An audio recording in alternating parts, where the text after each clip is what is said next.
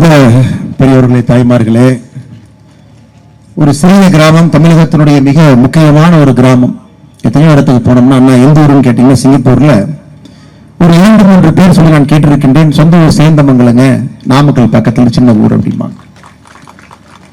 இந்த சிறிய ஊர்ல விவசாயம் கிராமமாக இருக்கக்கூடிய இந்த ஊர்ல இருக்கக்கூடிய இளைஞர்கள் எல்லாம் ஒருங்கிணைத்து இந்த கிராமத்தினுடைய வளர்ச்சிக்கு பாடுபட வேண்டும் என்கின்ற ஒற்றை நோக்கில சேந்தமங்கலம் இளைஞர் கூட்டமைப்பு அதை ஆரம்பிக்க வேண்டும் என்று உள்ளூர் இளைஞர்கள் வந்த பொழுது நான் ஒரே ஒரு வார்த்தையை மட்டும் சொன்னேன்.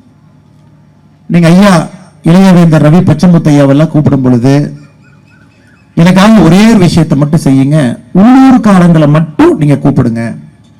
ஒரு அரசியல் மாநாடு போல நடத்தாதீங்க. அது 50 பேர் வந்தாலும் உள்ளூர்காரங்க வரணும். அவங்களுக்கு இந்த நிகழ்ச்சி பயன்படணும். 100 பேர் வந்தாலும் உள்ளூர்காரங்க வரணும். இதனால் சேந்தமங்கலத்துல ஒரு 2 ஆண்டுகள்ல நாம் ஒரு மாற்றத்தை பார்க்கணும். இன்னைக்கு நம்முடைய இளையவேந்தர் ஐயா ரவி பச்சமுத்து அவர்கள் சென்னையிலிருந்து இந்த ஒரே ஒரு நிகழ்ச்சிக்காக அங்கிருந்து வண்டியிலேயே வந்திருக்கிறாங்க. இந்த நிகழ்ச்சியுடைய மற்றொரு சிறப்பு விருந்தினராக வந்திருக்கக்கூடிய மார்டின் குரூப், அதனுடைய டாக்டர் லீமா ரோஸ் மார்டின் அவர்கள் சிவகங்கையிலிருந்து வண்டியிலேயே வந்திருக்கிறாங்க. நான் கோயம்புத்தூர்ல வண்டியிலேயே வந்திருக்கிறேங்க ஐயா. மேஜர் மதன்குமார் அவர்கள் உள்ளூர்ல விவசாயம் பண்ணிட்டு இருக்காருங்க இந்த ஊர்ல, அவரும் வேற ஊர்ல இருந்து வந்திருக்கிறாங்க. இந்த நிகழ்ச்சியை ஒருங்கிணைத்துக் கொண்டிருக்கக்கூடிய ஜெகதீஸ்வரன் அண்ணன் இந்த நிகழ்ச்சிக்காக சிங்கப்பூர்ல இருந்து அவரும் வந்திருக்கின்றார். எல்லோருமே வேறு வேறு ஊரில் இருந்து சேந்தமங்கலத்திற்கு வருவதற்கான காரணம் என்னன்னாங்க ஐயா, உங்க ஊர் முன்னேற வேண்டும் என்கின்ற ஒற்றை நோக்கம் மட்டும்தான். ஆனா ரவி பச்சமுத்து அவர்கள் பேசும்போது சொன்னாங்க, எந்த அரசியலும் பேசுவதற்கான மேடை இது இல்ல. இளைஞர்களாக ஒருங்கிணைந்து நாங்க எங்க ஊரை முன்னேற்ற வேண்டும், அதற்காக எங்களுக்கு ஒரு இடம் வேண்டும், வெளியிலிருந்து உதவி வேண்டும். சிங்கப்பூரில் இருக்கிறவங்களும் நாங்க ஒருங்கிணைக்கிறோம். சேந்தமங்கலத்தில் பிறந்து உலகத்தில் அவங்க எங்க இருந்தாலும் நாங்க இதன் மூலமாக உள்ளூர் கூட்டிட்டு வர்றோம்.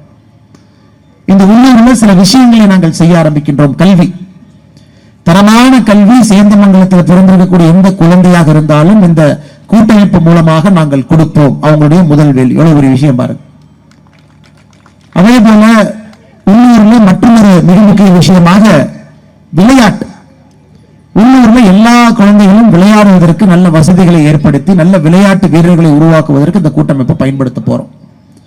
3வது நீர் மேலாண்மை. ஊர்ல இருக்கக்கூடிய ஏரி குளமா இருக்கலாங்க ஐயா, அதெல்லாம் தூர்வாரி சுத்தம் பண்ணி மழை காலத்துல மழை வரும்பொழுது தண்ணீரை சேமித்து வைத்து விவசாய பெருமக்களுக்கு உறுதுணையாக இந்த கூட்டமைப்பு இருக்கும் என்பதை நோக்கமாக வைத்து நீர் மேலாண்மை. இப்பயே பார்த்தீங்கன்னா குளத்தை எல்லாம் கண்டுபிடிச்சிட்டாங்க, எந்தெந்த குளத்தை நம்ம கை வைக்கணும் அப்படின்னு.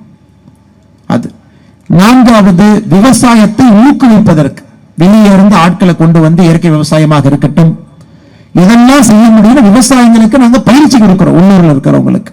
4வது. 5வது படிச்சுட்டாங்க குழந்தைங்க, ஆனா வேலை கிடைக்கல. அவங்களுடைய ஆற்றலை பெருக்குவதற்காக சின்ன சின்ன ட்ரைனிங் எல்லாம் கொடுத்து அந்த குழந்தைகள் அவர்களுக்கு ஒரு வேலை கிடைப்பதற்கு நாங்கள் ஏற்பாடு செய்ய போறோம். 5 விஷயத்தை நோக்கமாக வைத்து நம்முடைய சேந்தமங்கலம் இளைஞர் கூட்டமைப்பு இன்று இனிதே துவக்கப்பட்டிருக்கிறது. ஊர் மக்களுக்காக துவங்கப்பட்ட ஒரு திட்டம் ஐயா. நாம் புரிந்து கொள்ள வேண்டும், தமிழகத்தில் இருக்கக்கூடிய 234 தொகுதியில 2 தொகுதி மட்டும்தான் பழங்குடியின சகோதர சகோதரிகளுக்காக ரிசர்வேஷன்ல இருக்கு. அந்த 2 பேர் அவங்க 2 தொகுதி மட்டும்தான். ஏற்காடு ஒரு தொகுதி, சேந்தமங்கலம் மற்றும் ஒரு தொகுதி, 2 தொகுதி. நம்முடைய நோக்கம் எல்லாம் சேந்தமங்கலத்துல இருக்கக்கூடிய எல்லா இண்டிகேட்டர்ஸ் ஐயா, கல்வித்திறன் மேல போகணும், உடல் ஆரோக்கியம் மேல போகணும், வேலை வாய்ப்பு அதுவும் மேலே செல்ல வேண்டும், உள்ளூருக்குள்ள வேலை வாய்ப்பு, படிச்சவங்கள உள்ளூர்ல கொண்டு வந்து தொழில் ஆரம்பிக்க வைக்கணும், அதுவும் மேல போகணும். இந்த ஊர்ல இருக்கக்கூடிய இளைஞர்களுக்கு ஒரு தேசபக்தியை கொண்டு வரணும். அடுத்து மேஜர் மதன்குமார் அவர்கள் ஒரு பெரிய விஷயத்தை பேசுவதற்காக காத்திருக்கின்றார். ஆபரேஷன் சிந்தூர்ல நம்முடைய நாடு நாம் என்ன செய்தோம், அதெல்லாம் கிராமத்துக்கு கொண்டு போய் மக்கள்கிட்ட சொல்லணும்.